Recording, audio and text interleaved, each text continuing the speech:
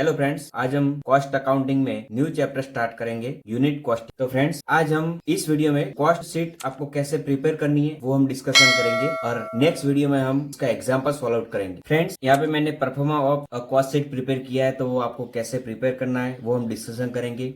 तो सबसे पहले cost sheet for the year, जिस ईयर की कॉस्ट शीट आपको प्रिपेयर करनी है वो आपको लिखनी है। कितना यूनिट प्रोडक्शन किया है वो लिखना है और उसमें से कितना यूनिट सेल्स किया है वो आपको लिखना है। पर्टिकुलर उसमें डिटेल आएगी, कॉस्ट पर यूनिट की आपको कॉस्ट लिखनी है और टोटल अमाउंट लिखनी। टोटल अमाउंट मीन्स जो प्रोडक्शन किया है, सपोज 1000 यूनिट का प्रोडक्शन किया है तो 1000 यूनिट में टोटल कॉस्ट कितनी लग रही है तो वो आपको लिखनी है। तो यहाँ पे टोटल कॉस्ट आएगी और यहाँ पे आएगी cost per unit, single unit की कितनी कॉस्ट लग रही है तो वो आपको लिखनी है। तो सबसे पहले direct material, cost per unit और टोटल अमाउंट। अगर आपके पास टोटल अमाउंट है तो टोटल अमाउंट में लिखनी है, डिवाइडेड बाय प्रोडक्शन करेंगे तो कॉस्ट पर यूनिट आपको मिल जाएगी। अगर एग्जांपल में कॉस्ट पर यूनिट है, मल्टीपल बाय प्रोडक्शन करेंगे तो टोटल अमाउंट आपको मिल जाएगी। तो डायरेक्ट मटेरियल की अमाउंट कैसे फाइंड आउट करनी है, तो सबसे पहले opening stock of raw material, उसमें ऐड करना है purchase of raw material, less करना है रिटर्न ऑफ रॉ मटेरियल। अगर उसमें से रिटर्न किया है तो वो आपको लेस करना है।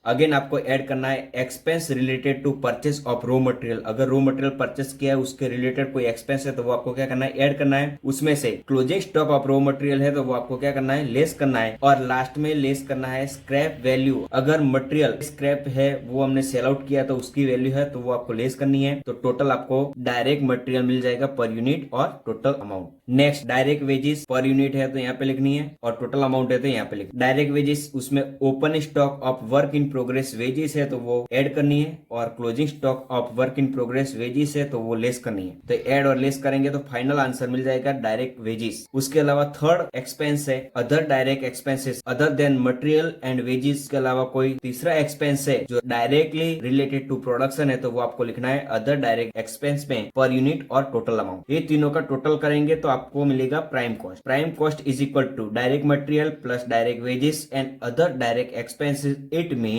Those expense which are directly related to production, right. तो ये आपको आंसर मिला, वो क्या है, प्राइम कॉस्ट। उसमें फैक्ट्री एक्सपेंस और ओवरहेड और वर्क एक्सपेंस ऐड करेंगे। ये तीन एक्सपेंस है, वो क्या एक्सपेंस है, वेरिएबल एक्सपेंस है। और यहाँ पे जो एक्सपेंस आएगा वो सब एक्सपेंस टू कैटेगरी में डिवाइड होगा, फर्स्ट फिक्स एक्सपेंस और सेकंड वेरिएबल एक्सपेंस। अगर फिक्स एक्सपेंस है तो वो अमाउंट के कॉलम में लिखना है, डिवाइडेड बाय प्रोडक्शन करना है तो आपको पर यूनिट कॉस्ट मिल जाएगी।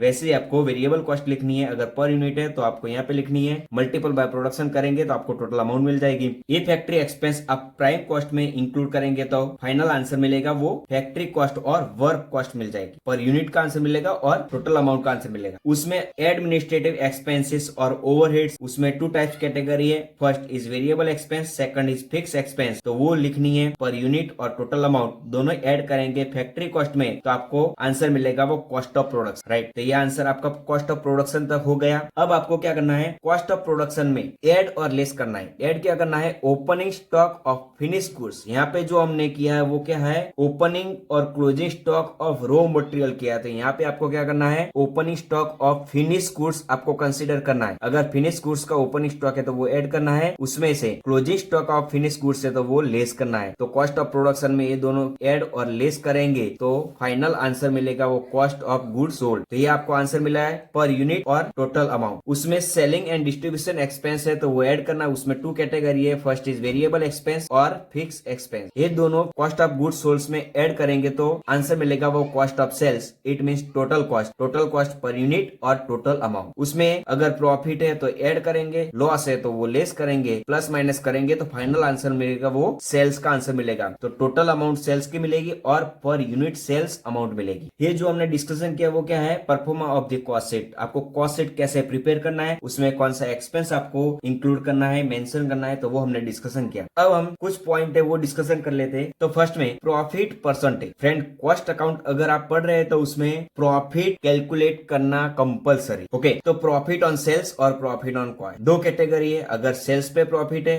तो कॉस्ट कॉस्ट पे कितना आएगा, अगर कॉस्ट पे है तो सेल्स पे प्रॉफिट कितना आएगा। तो फर्स्ट अगर 10% प्रॉफिट ऑन सेल्स है तो प्रॉफिट ऑन कॉस्ट का आंसर कितना आएगा 11.111111%। इट मींस 1/9 प्रॉफिट कैलकुलेट करना है। सेकंड में अगर profit on sales is equal to 16.67%, then profit on cost is equal to 20%। It means 1/5। 20% profit on sales is equal to profit on cost 25%। It means 1/4 on cost. Profit on sales 25% is equal to profit on cost is 33.33%, means 1/3। 33.33% profit on sales is equal to profit on cost is 50%, it means 1/2। And last profit on sales is equal to 50%, then profit on cost is equal to 100%। It means profit on cost 100% है तो वो sales का कितना हो जाएगा 50% profit आपको consider करना है। ओके, एक्सपेंस की 2 कैटेगरी है। First is fix expense, second is variable expense. तो फिक्स एक्सपेंस क्या है और वेरिएबल एक्सपेंस क्या है वो हम डिस्कशन कर लेते हैं। तो first fix expense, fix cost will be remain total amount same at any level. अगर प्रोडक्शन 1000 यूनिट है वो इंक्रीज होके अगर प्रोडक्शन आपका 1200 हुआ तो fix cost never to be change, right. तो वो हर लेवल पे फिक्स कॉस्ट आपको सेम रहेगी, उसमें कोई चेंजेस नहीं आए। इफ एनी इंक्रीज और decrease in the example then it will be change in total amount. अगर एग्जाम्पल में उसमें इंक्रीज करना है डिक्रीज करना है तो टोटल अमाउंट की कॉलम में जो फिक्स एक्सपेंस आ रहा है उसमें प्लस माइनस करना। ओके, तो फिक्स एक्सपेंस हो गया।